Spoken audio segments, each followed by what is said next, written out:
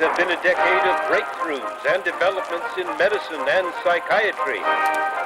Scientists have developed a new technology to cure mentally ill adults. With the use of electroshocks, the minds of sick patients are being wiped clean, giving them a fresh start. On this blank slate, physicians then imprint a new, healthy personality. Remaking people, shocking them into obedience.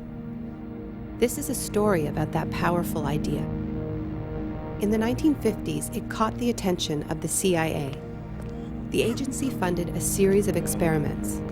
Out of them was produced a secret handbook on how to break down prisoners. The key was using shock to reduce adults to a childlike state.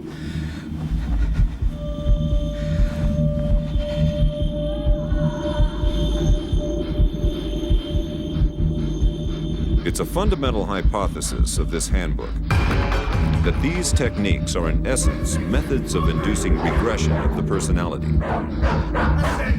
There is an interval, which may be extremely brief, of suspended animation, a kind of psychological shock or paralysis. Experienced interrogators recognize this effect when it appears and know that at this moment the source is far more open to suggestion, far likelier to comply than he was just before he experienced the shock.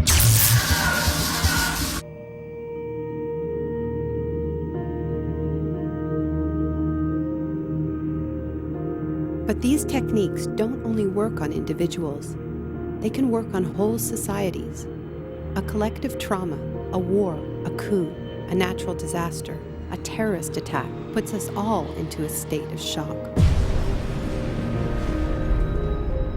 And in the aftermath, like the prisoner in the interrogation chamber, we too become childlike, more inclined to follow leaders who claim to protect us.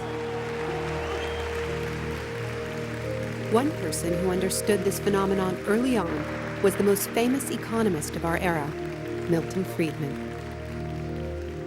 Friedman believed in a radical vision of society in which profit and the market drive every aspect of life, from schools to healthcare, even the army. He called for abolishing all trade protections, deregulating all prices, and eviscerating government services. These ideas have always been tremendously unpopular, and understandably so. They cause waves of unemployment, send prices soaring, and make life more precarious for millions. Unable to advance their agenda democratically, Friedman and his disciples were drawn to the power of shock. The subject should be rudely awakened and immediately blindfolded and handcuffed. When arrested at this time, most subjects experience intense feelings of shock, insecurity, and psychological stress. The idea is to prevent the subject from relaxing and recovering from shock.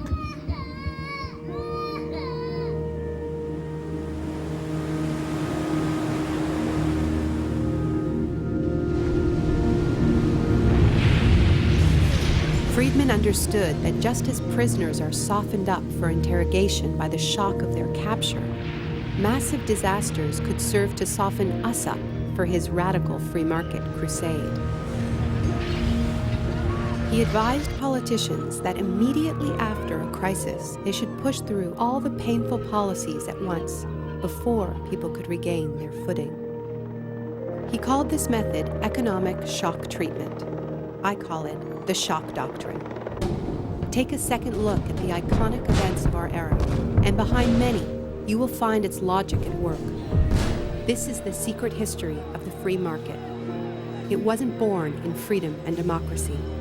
It was born in shock.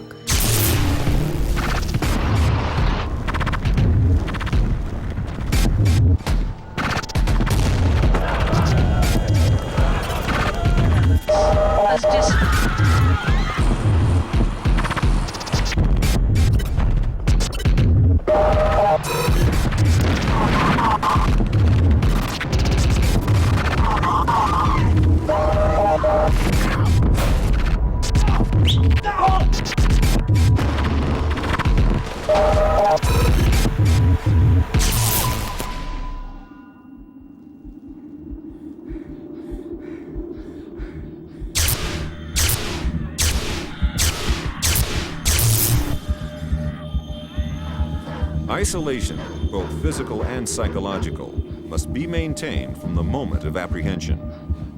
The capacity for resistance is diminished by disorientation. Prisoners should maintain silence at all times. They should never be allowed to speak to each other.